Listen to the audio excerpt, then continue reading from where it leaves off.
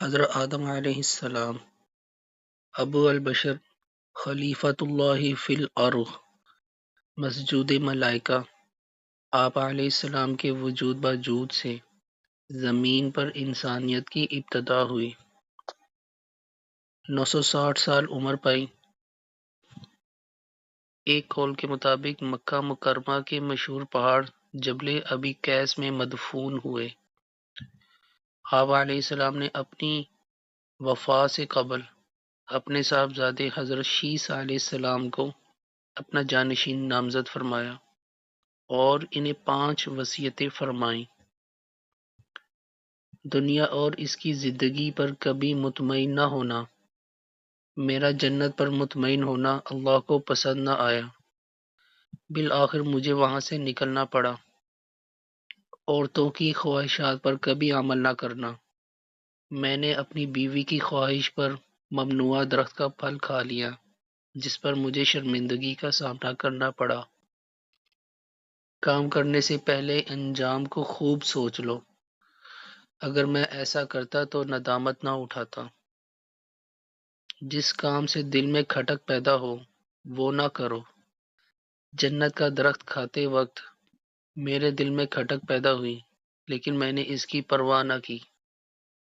ہر کام سے پہلے صاحب الرائے لوگوں سے مشورہ کر لو، اگر میں فرشتوں سے مشورہ لے لیتا تو شرمندہ نہ ہونا پڑتا۔ سب سے پہلے نماز فجر حضرت آدم علیہ السلام نے ادا کی۔ ہم جو نماز فجر ادا کرتے ہیں اس میں 2 رکعتیں فرض پڑھتے ہیں۔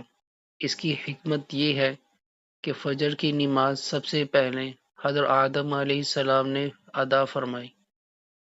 جس وقت اللہ تعالیٰ نے ان کو دنیا میں اتارا اس وقت دنیا میں رات چھائی ہوئی تھی۔ حضرت آدم علیہ السلام جنت کی روشنی سے نکل کر دنیا کی اس تاریک اور اندھیری رات میں دنیا میں تشریف لائے۔ اس وقت ہاتھ کو ہاتھ سجائی نہیں دیتا تھا۔ حضرت آدم علیہ السلام کو بڑی تشویش اور پریشانی لاحق ہوئی کہ یہ دنیا اتنی تاریک ہے، یا زندگی کیسے گزرے گی؟ نہ کوئی چیز نظر آتی ہے، نہ جگہ سمجھ میں آتی ہے کہ کہاں ہیں اور کہاں جائیں۔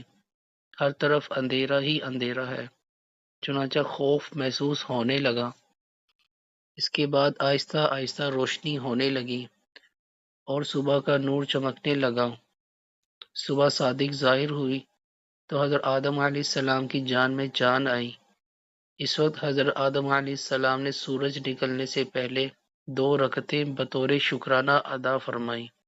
یہ 2 رکعتیں اللہ تعالیٰ کو اتنی پسند آئیں کہ اللہ تعالیٰ نے ان کو حضور صلی اللہ علیہ وسلم کی امت پر فرض فرما دیا۔